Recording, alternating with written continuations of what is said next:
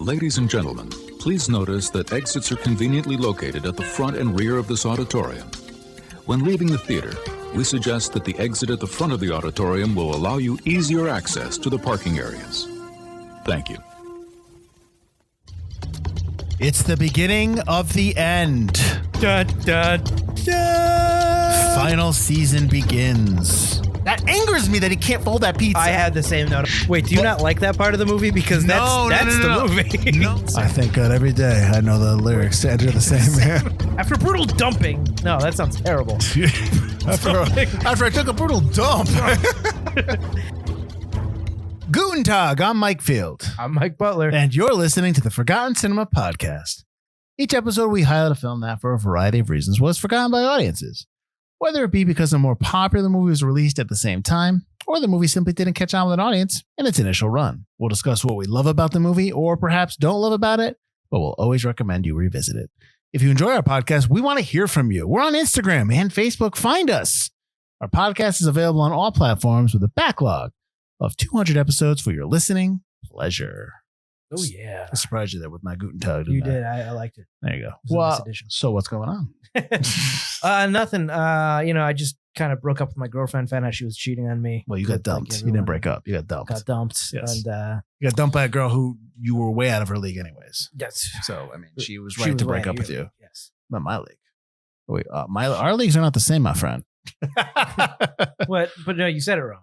You're way out of her. No, she's way out of your league. Yeah. Right. I apologize. Yeah, she's way out of your league. And then, I went to a party and they made a song about it. And then I went to Europe to try to find my girlfriend, real girlfriend, true love. But to be fair, her boyfriend's really Superman. So, I mean, I'm sorry. I'm mixing films and TV shows. We're doing Eurotrip. That's right. Butler, what's Eurotrip about? Well, funny you should ask that. After a brutal breakup at a high school graduation party, dumping.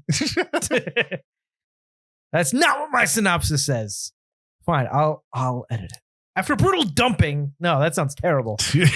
after I took a brutal dump. After a brutal breakup at a high school graduation party, lovelorn Ohio teen Scott Thomas goes on a quest across Europe to find his sexy German pen pal, Micah. Joining him are his brainless buddy and a pair of twins they meet up with in Paris. Scott's quest does not turn out to be easy, however, and the backpackers become embroiled in many farcical situations as they hop from country to country. Oh, farcical situations. Right. This person did not watch the movie. Somebody told me about this film, so I wrote the synopsis. Eurotrip has a runtime of 92 minutes. Now, to be fair, we watched the unrated version of Eurotrip, so that is the 92 minutes. Yes. I believe the rated version, the rated R version, is 90 minutes. So we saw the unrated version. So for those out there, if you've seen the unrated version, then you'll know what we're talking about. Rated R production, rated unrated. Production budget was $25 million. Release date was Friday, February 20th, 2004. Opening weekend was $6 million. Domestic $17.7 million. International $4.8 million for a worldwide total of $22.6 million. Production company was the Montecito Picture Company, and it was distributed by DreamWorks Pictures. Came out on the 20th, went up against in a wide release, Welcome to Mooseport. I believe that was Gene Hackman's last film, right? Yes. Yeah. Confessions of a Teenage Drama Queen and Against the Ropes. You also had a wide release on the 25th, the Wednesday after, which is probably where most of the people went and saw this film instead, was The Passion of the Christ. I don't think anyone watched that movie. I worked The Passion of the Christ in terms of when I was a movie theater manager. And, people came. On the 27th, that Friday, you had a wide release of Twisted, Dirty Dancing, Havana Nights. People did not go to that movie. And Club Dread. The week before, the 13th of February, you had 51st Days in a wide release. That was the only film that came out that day. That's actually, I think, an underrated Adam Sandler film. But anyways, moving on. This film was directed by Jeff Schaffer, Alec Bird, and David Mandel, who also wrote this film. But Schaffer's the only one that can get the credit. So, directed by Jeff Schaffer, who's done the TV show The League and Curb Your Enthusiasm. So, can only one of them get credit? I think that the other two, I'm guessing, are not DGA members. Okay, because I was going to say like the Russo brothers and stuff like that. Well, you have to remember the DGA. Yeah. So, okay. Yeah. So, that's why. That's why. Okay. So this is written by Alec Berg, David Mandel, and Jeff Schaffer. Like I said, Schaffer's in The Cat in the Hat, Shark Tale, and Bruno. These are the films he wrote. David Mandel was part of I believe he was one of the creators of the TV show Veep. He's also written for SNL. And Alec Berg has created and written for Silicon Valley and Barry, that's out right now on TV. So you probably, when I say Berg, and if you've seen Barry, you kind of know what you see at the end of every episode, his little company, the production company that he's part of. Right.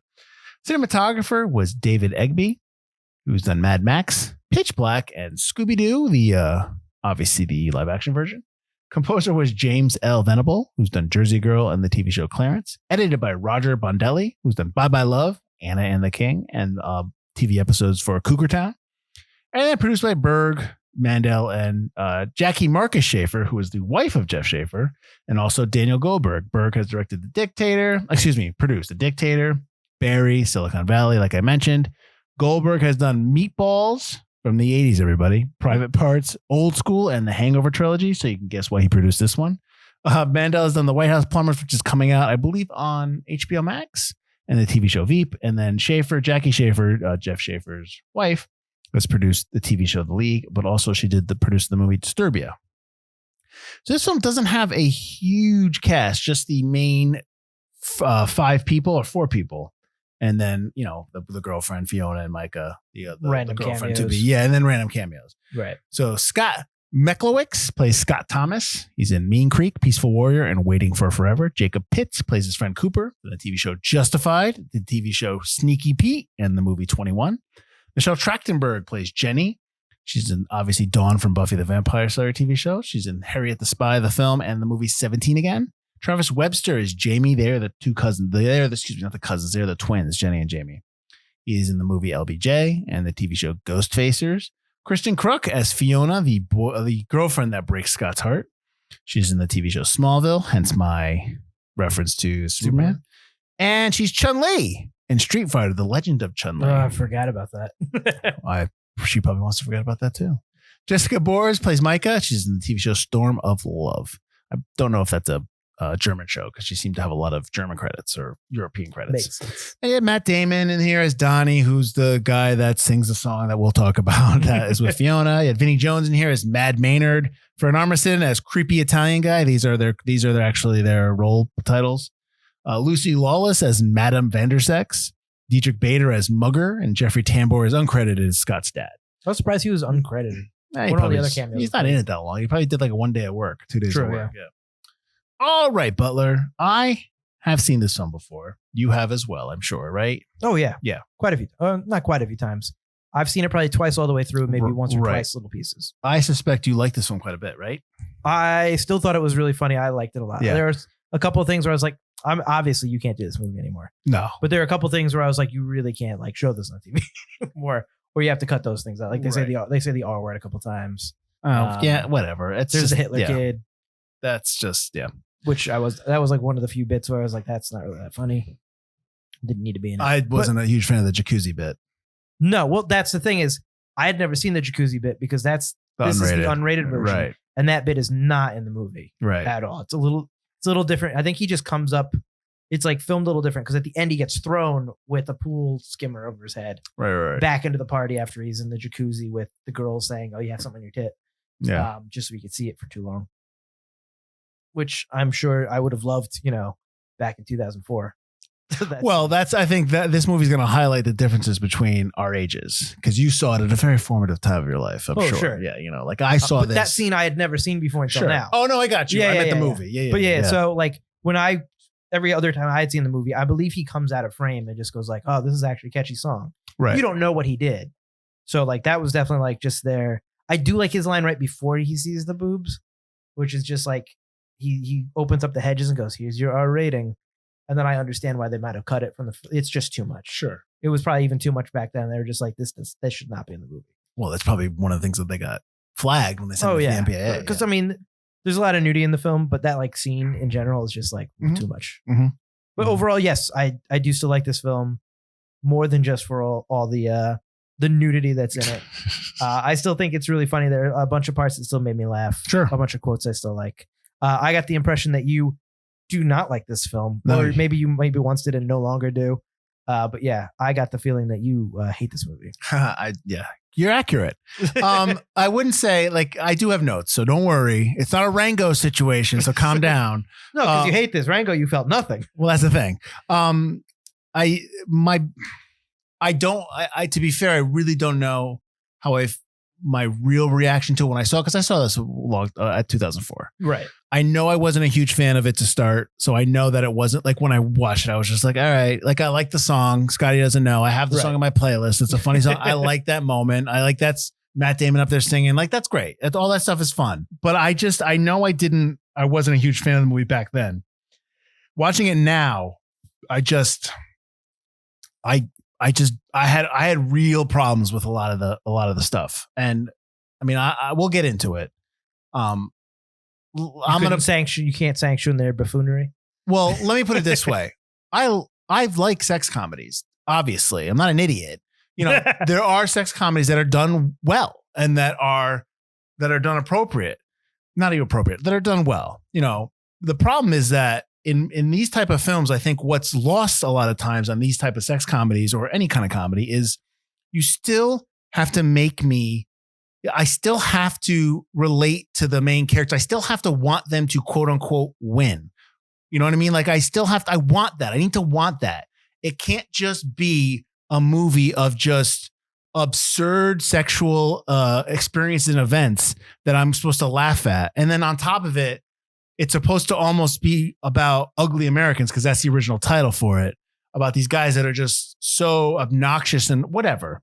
So I just think that what this movie fails to do on many levels, and the most for me, is that I don't really root for the main character. I don't root for any of the characters. I don't like Cooper.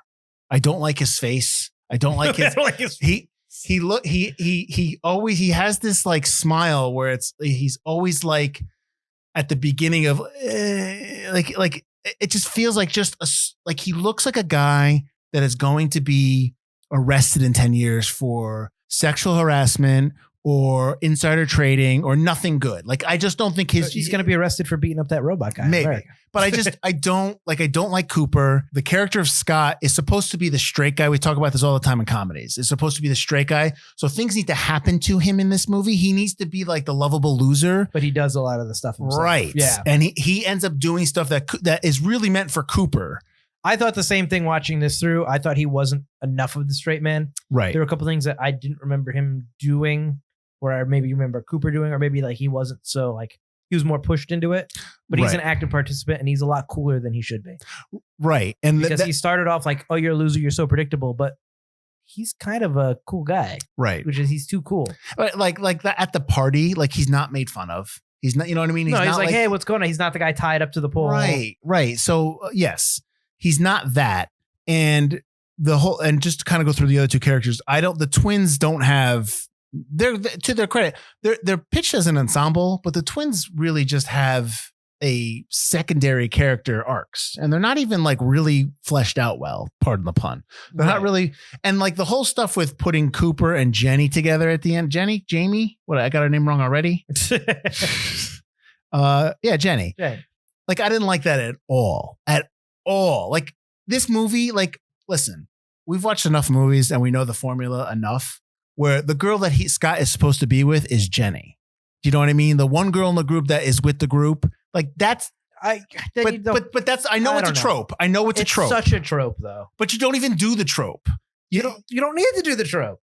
Yeah. So I don't like that they end up together. They should have just had a fling, Cooper and Jenny, and like they don't need to be together at the end of the movie. I don't like the whole thing is like he sees her as a dude. Yeah, but it's like that's the thing. Like that running gag isn't it wears thin. The running gag that Cooper has, like, this is not where I parked my car. Like that is, I mean, okay, once you don't remember that. He says it the first time when he jumps into the jacuzzi. Oh, right. But he says it like 4 other times. Yeah. And it's like, dude, it wasn't. That's like his shtick. I can understand if someone's like, oh, that's a pretty funny line to jump the jacuzzi. Okay, fine. Well, I think the whole thing is Cooper's kind of annoying. So that's in there. Yeah, he is annoying. But Cooper gets his comeuppance when he goes to Vondersex. He doesn't. I mean, like, it's not enough for me. How about that? He gets his balls beaten, and then he gets dildoed by like 8 different dildos. But at that point, or 4 dildos and a feather. But at that point in the film, I've already been bombarded with these like, and and listen, I get it.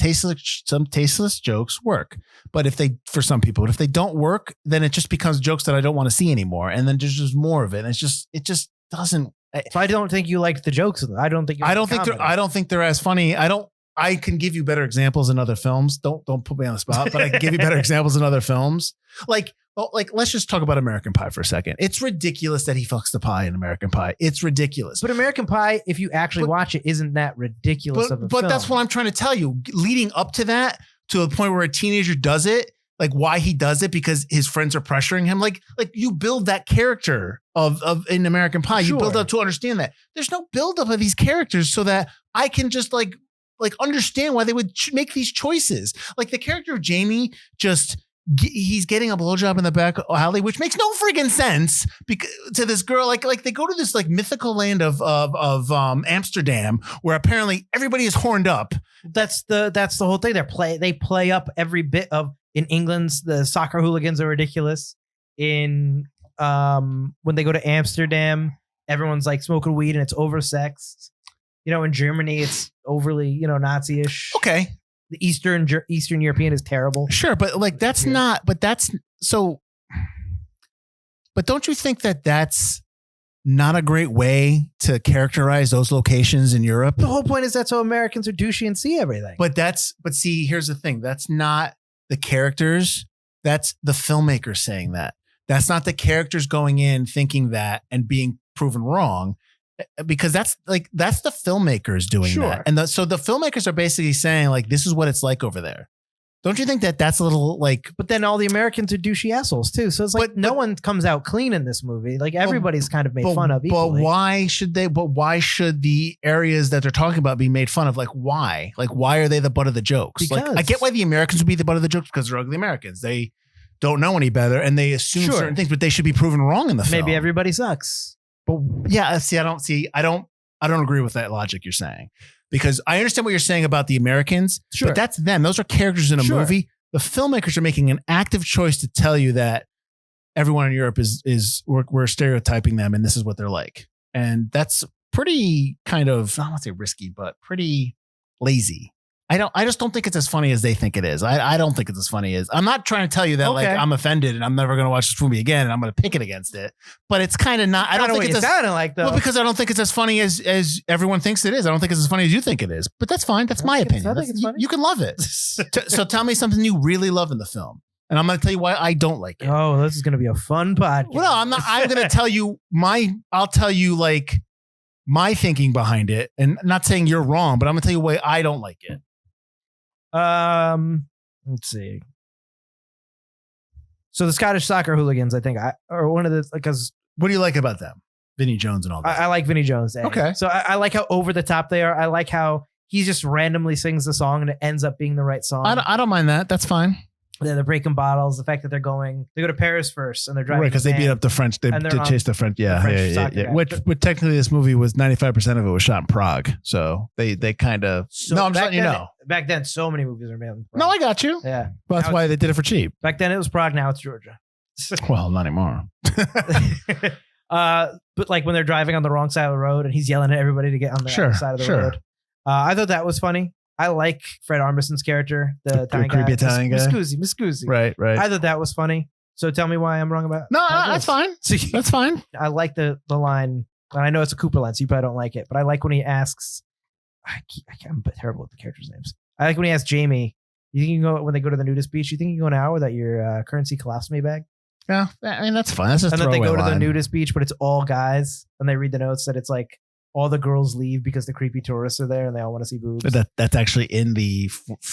It's in the Freedsman's Guide or whatever. Is it in the guide or is it in a brochure they have? I don't remember. Oh, it might be in a brochure they have. Yeah, and then they talk about going back to the statue. Right. But I like that they show all the guys are there and like when Jenny's finally there and she's about to take off her top and Jamie's like no and all the guys are obsessed running after her. I mean she's like like 17. No, I'm kidding. Listen, she's the same age as me. So when I watched this movie, I was big on Michelle Trachtenberg. So you were big on her making out with her brother? No. Although it is funny when they look at each other and they scream.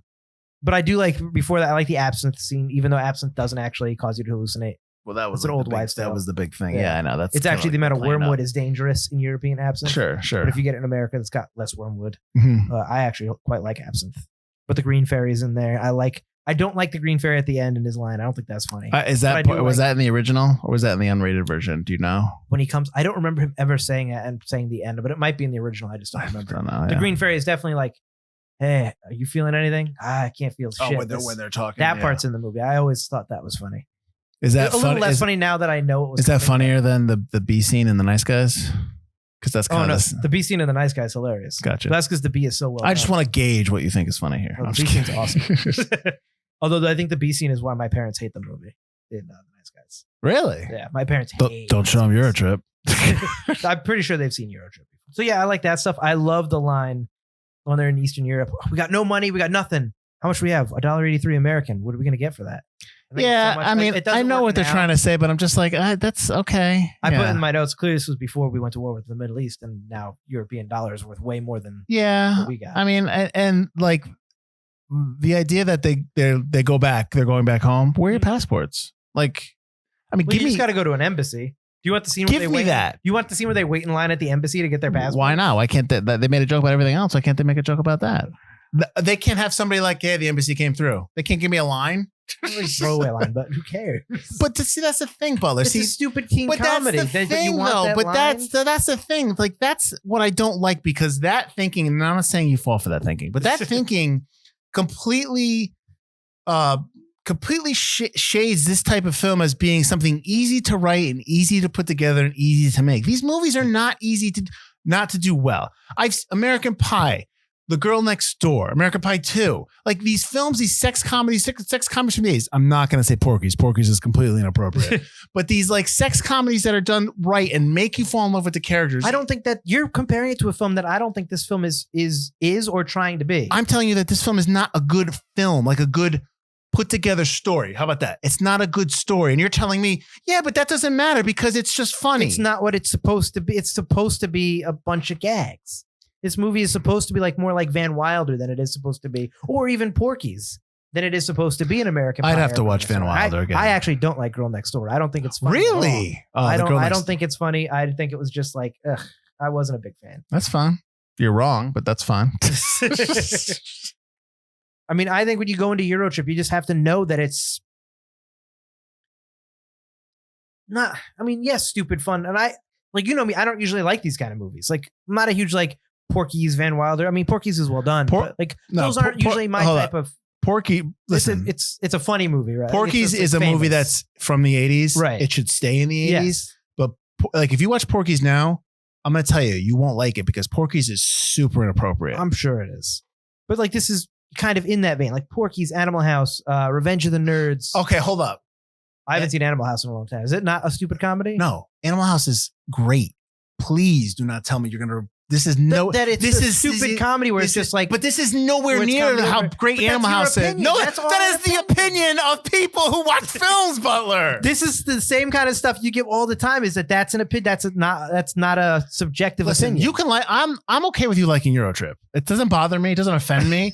But you cannot have Eurotrip in the same conversation as Animal House. Ever. I'm putting it in there. That's ridiculous. It's a ridiculous comedy, and that's what this is. And I don't think American Pie and Girl Next Door are ridiculous comedies.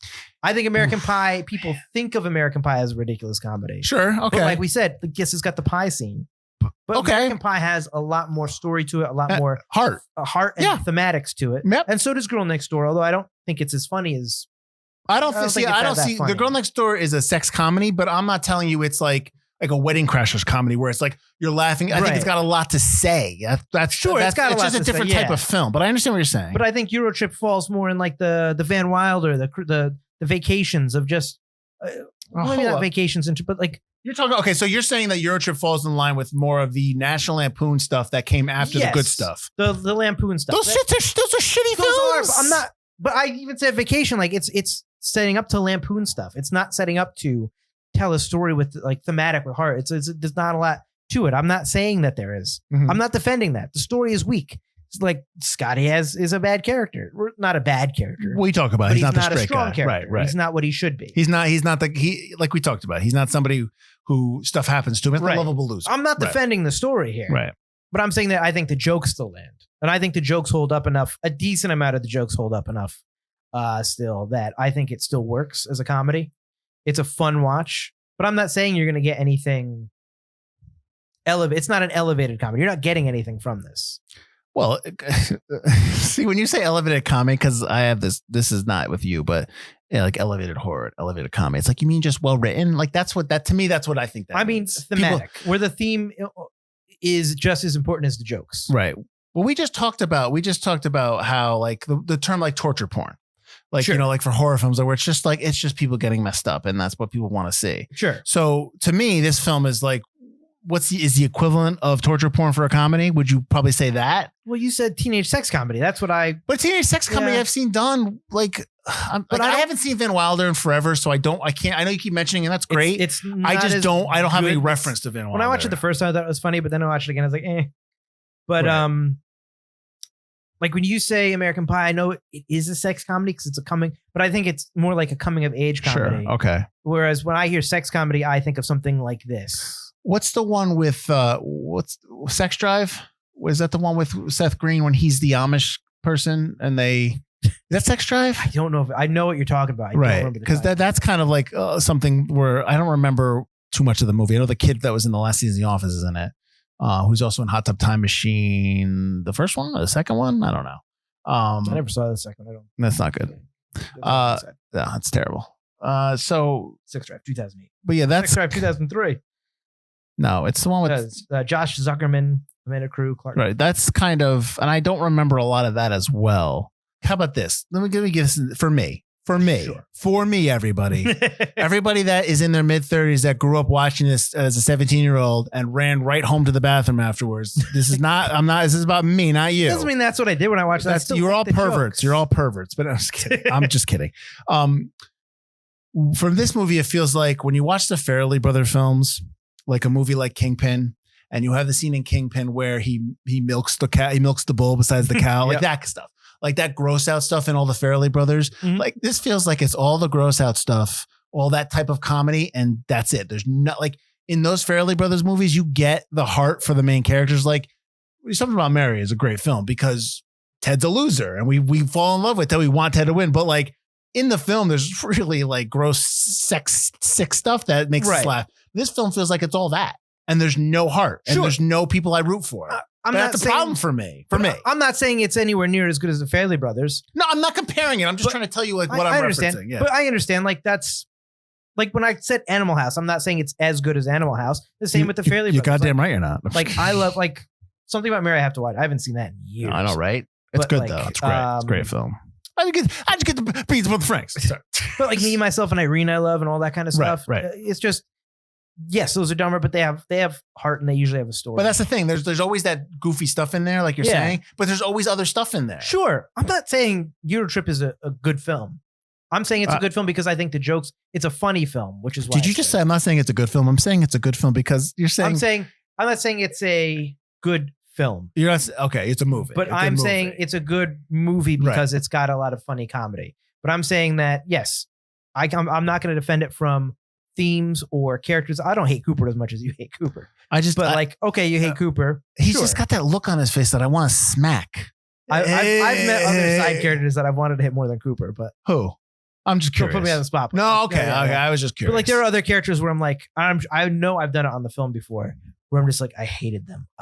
Listen, I understand what you're saying. Like I like in movies, like when you have young kids and they're precocious kids, we all love them. But like precocious kids in real life suck. Yeah, they're so annoying. But he was always like the thing about Cooper is he's a little like oversexed, which you usually get one of those, and it's usually the friend of the straight man. Sure, which is like that's like you said, stuff should be happening more to Cooper. Yeah. But he was still there for Scotty. You know, he does pick on Jamie and Jenny a little bit, but he's not he's still a good friend to them, I guess, in a way. I guess. I don't know. He's still their friend. Yeah. So I can't hate him quite as much. Mm-hmm.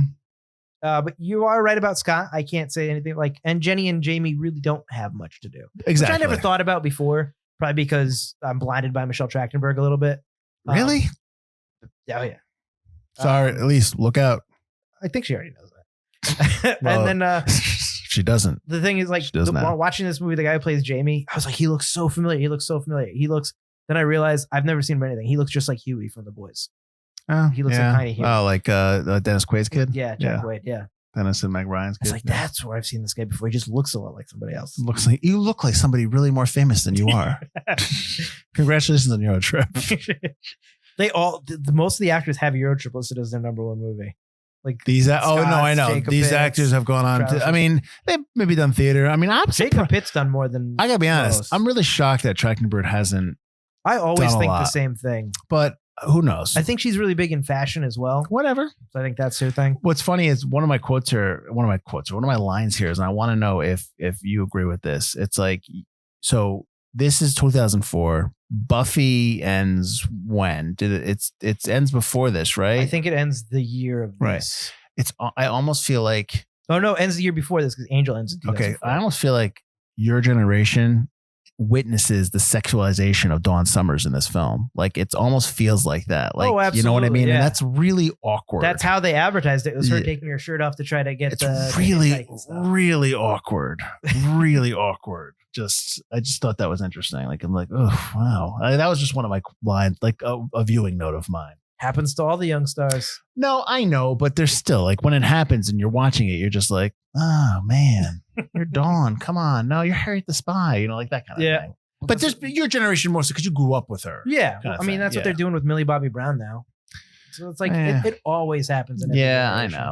I know. But like the older you get, though, you start to understand that. Oh yeah. You know what I mean? Like, but like I'm just saying, when you grow up with them, you don't realize that. Yeah. No, I get that. Just run into the bathroom after you watch Eurotrip. Not to me. Maybe it's the vomit, but I find, you know what I find funny is that, well, not funny, but the when you compare it to like, so Cooper is going to Europe because he wants to quote unquote get laid because the content is full of people looking to have sex. But in the movie Love Actually, he leaves England to go to America because apparently because Americans are just looking to have sex. They're just like, so which is it? Which one are we agreeing here? Well, he's saying Europe and like UK is maybe not Europe. I just think that's interesting, you know, for people that watch Love Actually. So is there anything in this film that you liked?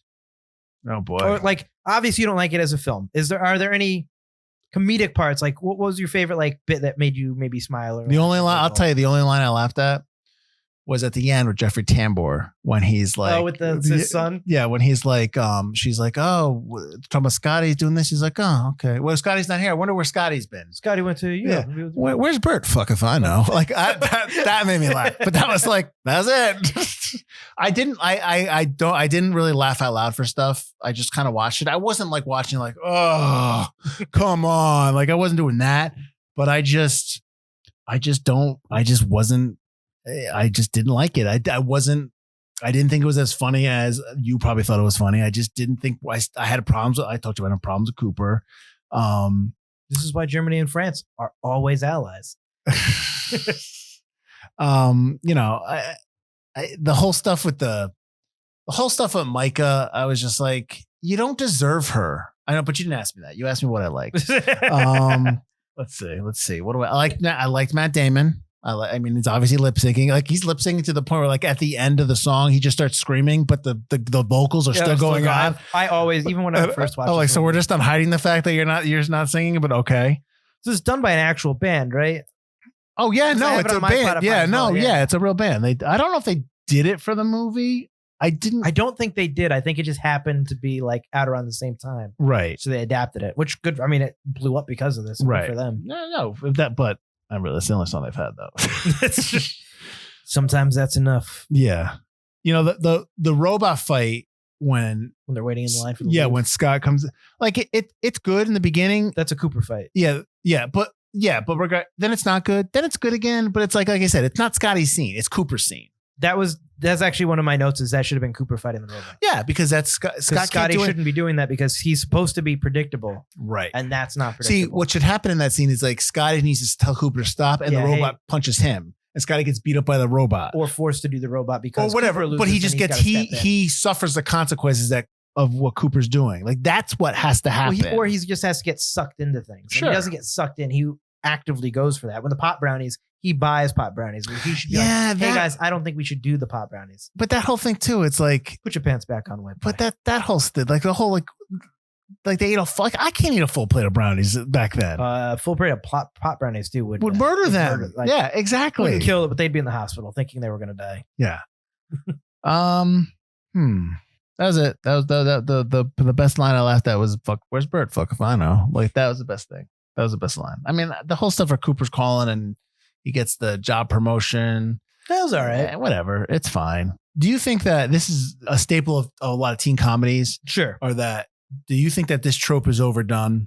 That parents don't know what's going on, are oblivious, the oblivious parents? Oh, I always think that. Yeah. Do you think that that's like, I mean, you just to go back to American Pie, you don't really get that. It's a different type. Like the Eugene Levy father he's not oblivious, or he is, but he isn't, but he's just trying to relate to his son. Yeah. I just think the idea, like they completely don't know that he's getting dumped, like all that stuff. Like it just feels like it's not there. This is not has anything to do with Eurotrip. This is in general. Or they just don't care. At first I was like, oh, they don't know. And then I was like, maybe just don't care. Right. I just think that trope, it just feels like too much now. We see it all the time. I always think that. That's like the party scene. I rolled my eyes when the party began because again, just like Project X and every other movie you ever see, it's just like it doesn't exist. The parents would be there. Someone would be yelling. Oh yeah, someone next door would be tonight. That. Yeah. This is ridiculous. Yeah. But it's just like you said, it's so overdone. You just kind of roll with it. Yeah. It's kind of like, all right, it is what it is. It's Hollywood. It's movie teenagers. No one has parents. Nobody's wondering where they are. Everyone's having like ragers. I mean, my high school class was small, so even like any like the skip day parties or like the graduation parties, like they were never that big. Right. Because it's a small class, and then everyone breaks off into their own kind of social groups to have their party. Right. So you never really that happens. That happens in adult life too. They just you click with whoever you work with. Right. But I'm saying like these huge block parties for graduation. Sure. It's like I didn't have a class, but I know some classes are much bigger. It's just like it seems ridiculous. But you still hang out with the people you hang out with. Hey, what's up? Exactly, That's it. You maybe run into other people. I mean, only very few people can go between different social groups and say hi. It's social butterflies and all that stuff. Yeah. No, you're right. No, that's so it's like that's just like you said. It's a trope, and it's just kind of like at this point, I'm just kind of like, all right. Yeah, it is what it is. Like I roll my eyes and I go, all right. Maybe it's because we got older. Maybe because I'm a father. But like, but we're older now. We see it. But it's just like parents aren't that stupid. They know what I mean. Like whether they don't know, they know what's going on. Where's my son? He went to fucking Europe. Yeah. Like I always like the movie The House with Will Ferrell and Amy Poehler because like that's just all movie. Adults. Like just like and the kids are kind of suffering. But yeah, and like I mean, what's funny because we talk about the movie. It's called Blockers now, but it used to be called Cock Blockers. Right. And they do try to do that with the parents and the kids. The problem is that the parents, I don't care about their story. I want the kids, the three girls in teen sex comedy, which you don't ever really get in movies anymore. Right. And you kind of like, you don't get enough of them because you're trying to do the whole thing with John Cena and the parents and stuff like that. You're ruining this part of the movie that is your best part. Yeah. I feel like they're trying to have like their Eurotrip cake and eat it too. They're trying to do like this, like John Cena's the Eurotrip part. It's stupid gags. Right. And the girls in that movie are trying to be the American Pie coming of age. Right. Actual kind of thematic plot. Right. Yeah. I think you just need, it was 50-50 and you need like 70-30. Yeah. You know what I mean?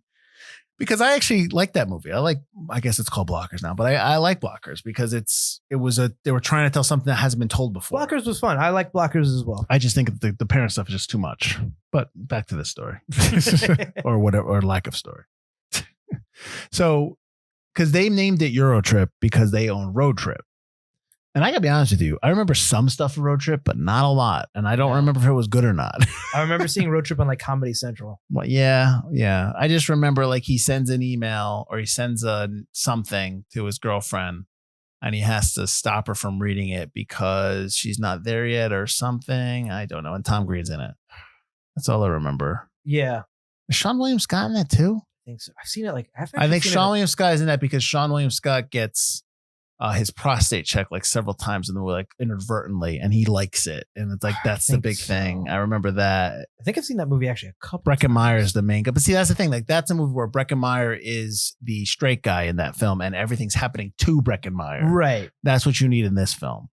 And maybe maybe that's what I need in Eurotrip is just a little bit of that kind of format or that kind of formal style of storytelling to make me not hate everything else. Like it could be like, could you sit there and be like, Mike, but this on its own is legitimately funny. I go, maybe that's true. I go, but like, I've already been taken out of it story wise that I can't just get back into it and like everything. You can, but I can't. So maybe that's where the hang up is. I mean, maybe the fact that I remember it being funny when I watched it when I was, but you still like it, man. 16 so that's fine. Or whatever. Well, that's the thing is like, because I had watched it back then, I'm just watching it for the jokes. Sure. Whereas if I had watched it, if you were like, hey, Europe is really fun. Like if you put it on the list and I had never seen it, maybe I'd have the same opinion you did now and just been like, movie sucks because it's just funny gags. Because like I said, I usually hate movies like this. Mm-hmm. Usually I'm just like, it's stupid. It's stupid.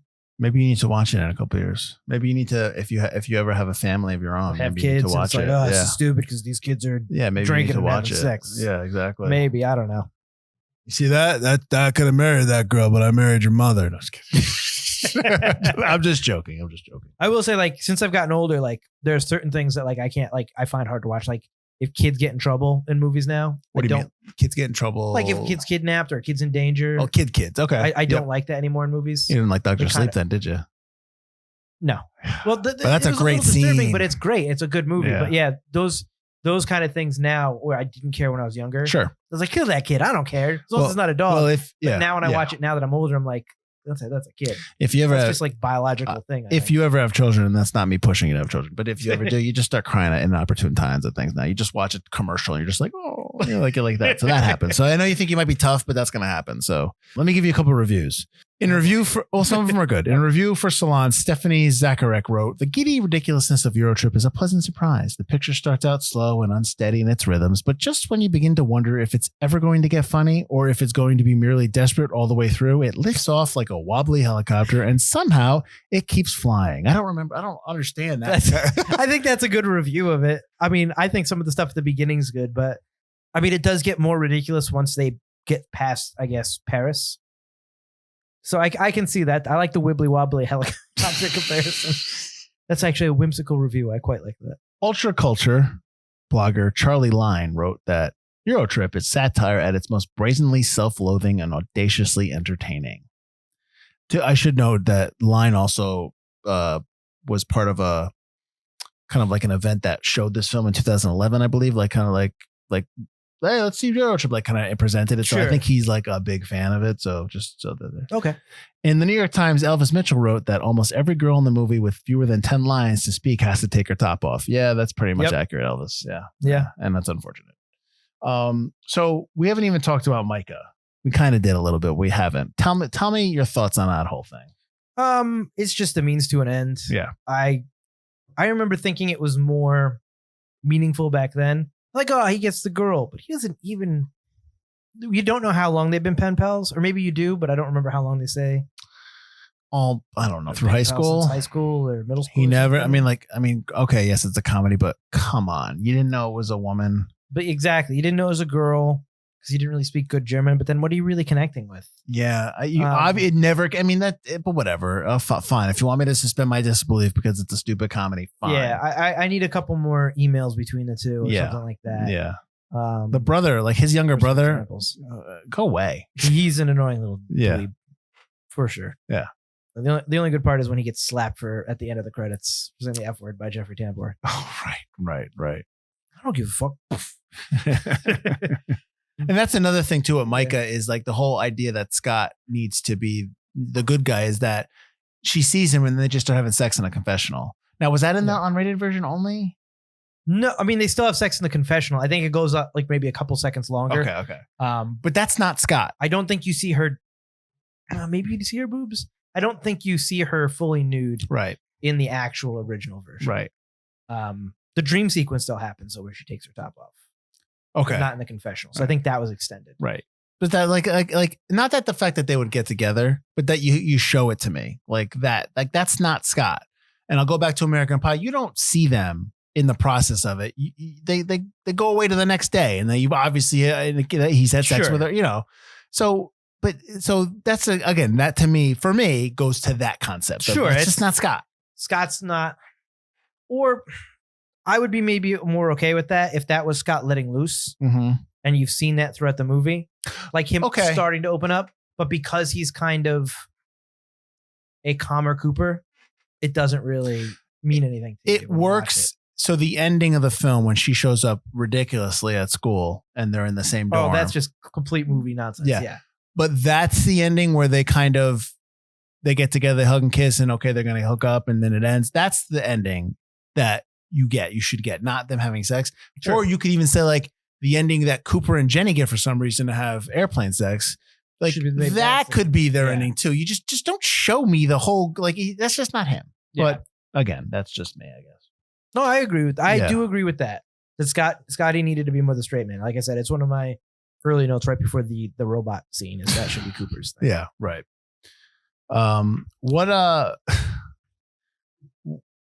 Did you, so I got a couple fact notes, but if you've got other stuff in the film, let me know in terms of like, my thoughts. I mean, you don't think anything was funny, so. Oh, Jesus Christ. That's most of my notes. Don't be don't. I'm just saying, I'm not going to go. Anything's funny. Don't be like that. Listen, I'm just not going to defend what you think is funny. I'm not going to try to shoot you down. You can tell me if you think it's funny. Did you see that they were really getting drunk at the graduation party? I didn't see that. So the kegs at the graduation party were filled with beer. So the scene when Cooper gets thrown behind Scott, the actor's actually drunk during that scene. So just throw me as hard as you can. Yeah. Not going to feel it till tomorrow. Did you see the note? Yeah. Did you see the note that in Ontario, Canada, parents demanded heavy ID checks at the theater doors because their rating system is 14A. Yeah. So I would assume that's like a PG-13 kind of thing. I still just love that it's because the movie has tits. It's like Americans and Canadians were so like all the violence you want, but if there's boobs. Hey man, I don't know if I need to see my kids going to a movie where I need to see a jacuzzi scene where she's rubbing her boob. But that scene's not in the. What bothers me? You know what bothers? It's only in the unrated. Well, this is what we watch. What bothers me most about that scene is not the rampant nudity, whatever, is the stupidity of this woman. Nobody is this dumb. Nobody is this dumb. No, it's so like, oh, she's dumb because she's a hot babe, right? I'm like what? Nobody is this dumb. Nobody. So stupid. Did you notice one thing I was glaring was how bad the Big Ben scene looked? Well, that's a green screen. It's a green screen, but it's so green screeny, and it was also grainy. Like there was a tear in the screen.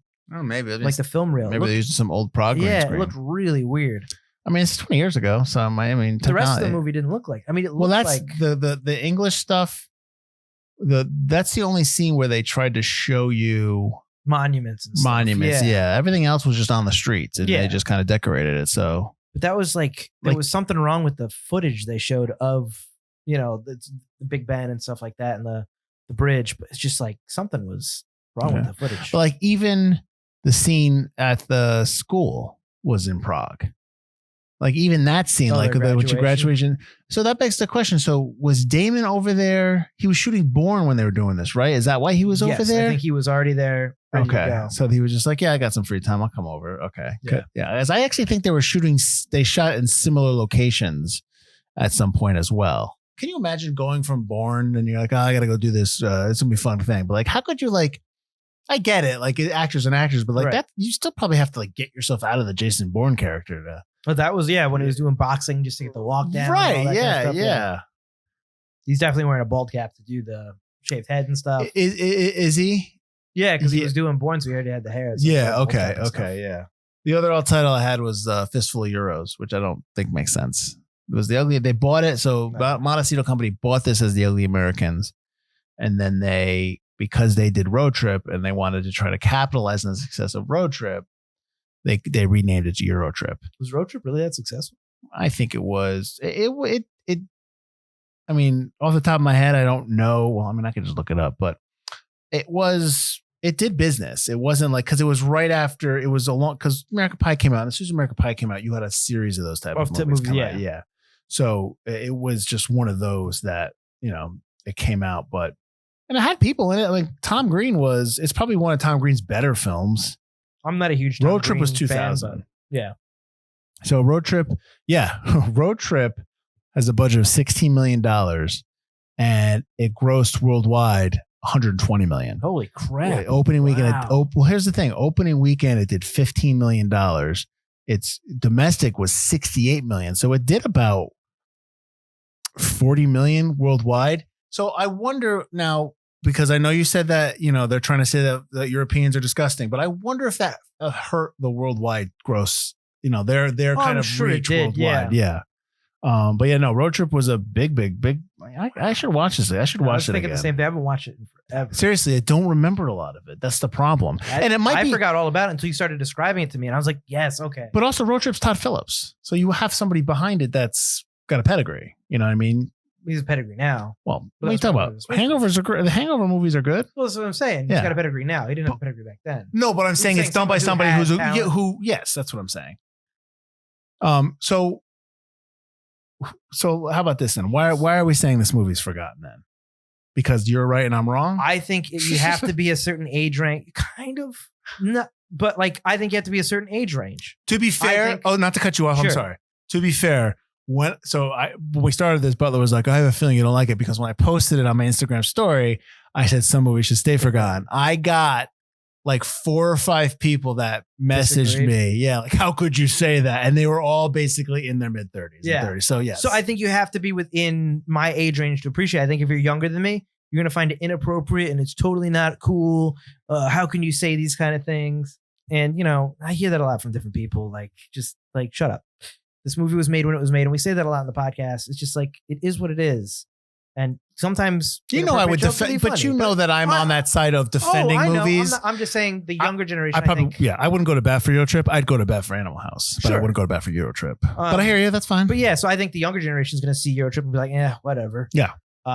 If anyone younger does like Eurotrip, it's because there's boobs in it. But again, the internet's available. Yeah. So I don't think nowadays. I wonder if boobs don't matter as much now. Jesus, you see, if I'm on Twitter or Instagram, sometimes they just pop up. I'm like, what the hell is this? So it's like none of that really is like a draw anymore. You can get it wherever. Yeah. So, but maybe that's to your point though, Butler, about everyone's all uptight about sex over in North America. Maybe that's part of like we won't be as uptight about it anymore. Maybe. Or just keep it under like it's all secret. Well, man, listen, I don't want to have any of that conversations with my kids. So yeah, that's fine. So I think if you're younger, you're not going to go find this movie, because I think you're going to find it inappropriate. I think a world without cell phones, other than maybe Cooper's like satellite phone, which is kind of cool. I actually like the way it slides out Matrix like. It's definitely like a Matrix phone. I don't think they can really relate to it anymore. I think it's of a time. I think they're going to find a lot of the jokes inappropriate, or just it won't make sense. I think if you're older, you're going to have seen it and be like, this is a stupid teen comedy because I don't get it. Like, you really need to be within that generation of watching the teen comedy where you are that age and it works for you. So I think that's why it's forgotten. I also think that I think I've seen this on TV a couple times. It's so rated R that you cut out so much, it's almost unwatchable. Right. Even without the nudity. So why I think it's forgotten is I don't think it's good. But to be fair, I think only guys like this film. I think a film like, I think in order for a film to kind of stand up for people to watch this movie a lot, I think it can't just be dudes who watch this film like it. I think it's got to cross over to other genders. Well, I know Elise likes this film. She thinks it's funny. And my cousin was the one that was texting me about Xena having a cameo and thinks that seems really funny. Do you own it on DVD? No. Why not? You love it so much. Why don't you own it? When I used to watch it, it used to always be on TV. Sure. It used to be on TV all the time. Right. On HBO or Cinemax. Or I don't really go. I respect your opinion. I just don't think this is a good film. I'm not saying it's the greatest comedy. That's fine. There's movies.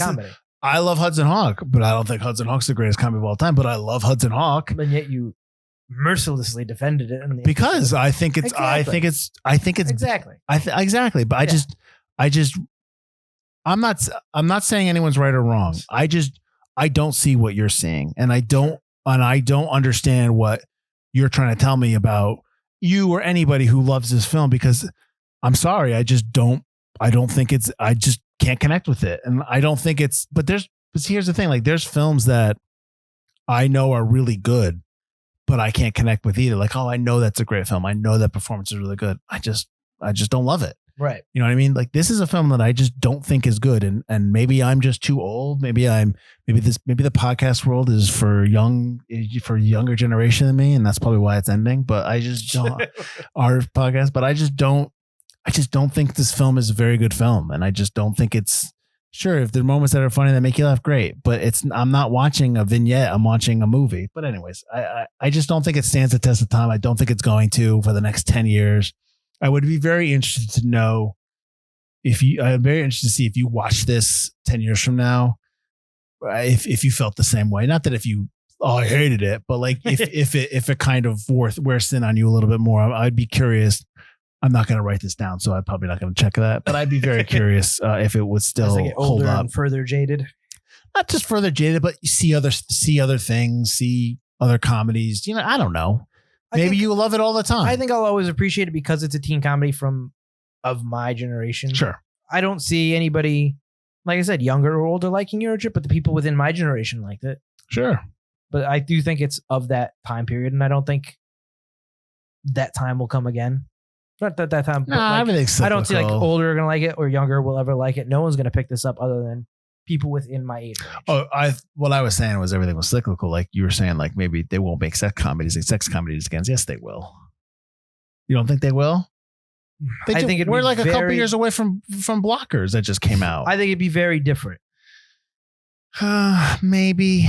But I think Blockers was, because it was all female, was like, all right, let's do it. I just think everything. I think everything is cyclical and it changes, and people's and I know there's a responsibility for stories to be appropriate and honest and respectful, but like, and this is not me. This is not my belief, but money talks. Studios are going to do what movies make sense. All you're looking at is one more Hangover to come out or another American Pie to come out, and it makes $300 million, $150 million at the box office of a $30 million budget. All you're going to need is another one of those to come out, and they'll start coming out again. That's what you're going to have. Like, look at like what you're seeing that comes out now is all these movies that have that have all these universes and big IPs, the John Wicks and all these movies that you don't think have IPs. Like all they're trying to do is build universes because what is so wildly popular and makes money? Marvel. And that's why you have all these people. Welcome to the Blockers universe. The Blockers verse. But that's why you have all that. That's why you're seeing all these are all copycats of that. Listen, I love John Wick, and I'll take any more John Wicks I can get. Right. But that's why you're seeing them because the first movie was a success. They see what Marvel has done, and they're trying to capitalize. So the same thing's going to go for this type of film. All it's going to take is one film to come out that's great, and people are going to be like, "Oh, we've got because they've got these scripts. If you don't think these scripts are being written, you're fooling yourself. They're there. Plenty of people your age and my age who are still writing inappropriate sex comedies. They're just not making them because they're like, nobody wants to see this. But when somebody wants to see it, they're coming out. So, it's all, I think it'll all come back around. I just unfortunately just don't connect with Eurotrip. Okay. Sorry, guys. Where can they find us? You can find us at ForgottenCinemaPodcast.com or ForgottenEntertainment.com, as we are part of the Forgotten Entertainment family. While you're there, check out all the other great podcasts and videos we have for you guys. Not just us, but all the other people. And talk to us on Forgotten Cinemas The Lobby. Tell us what you think about Eurotrip. I wonder if Field's right. It's going to be all the people like my age who like it. And I think so. Older is going to be. You're right. I don't know anybody. I mean, it's not like I have conversations with people. Hey, what do you guys think of? I only know I only saw the one person who replied directly to the Forgotten Cinema one, who was like, "Oh, this movie's fire." Oh, which one? Who did that? I don't remember who was that. That's fine. That's fine. Let's look it up. But like, I'd be interested to see like how many other people take your side or my side. Sure. But yeah, let us know in the lobby. Join us next week as we're going to be watching, staying in the same decade, 2006. We're watching The Astronaut Farmer with Billy Bob Thornton. It's written. It's by the Polish brothers. I don't know if anybody knows Mark and Michael Polish and the movies that they do. This is probably one of their more mainstream films. Do you know anything about the Polish brothers or this movie? I know of this movie. I know about this movie, but I've never seen this movie. Based on a true story. Yeah. I'm curious if you like it. I like this film. It really, it kind of, you don't expect it in terms of like, oh, I'm gonna watch this film, but you're like, you don't. For me, it's like you don't expect like, oh wow, I really like this. Like so, I'm a big Billy Bob Thornton fan. Everything he does, he's really good. And I mean, I love his show Goliath that came out on Amazon. But I know we've talked about that. So, anyways, that's next week. The Astronaut Farmer. Until then, everyone, don't watch Eurotrip. I'm just kidding. Do whichever you like. I'm Mike Field. I'm Mike Butler, and this has been Forgotten Cinema. Cooper sucks. Mi scusi.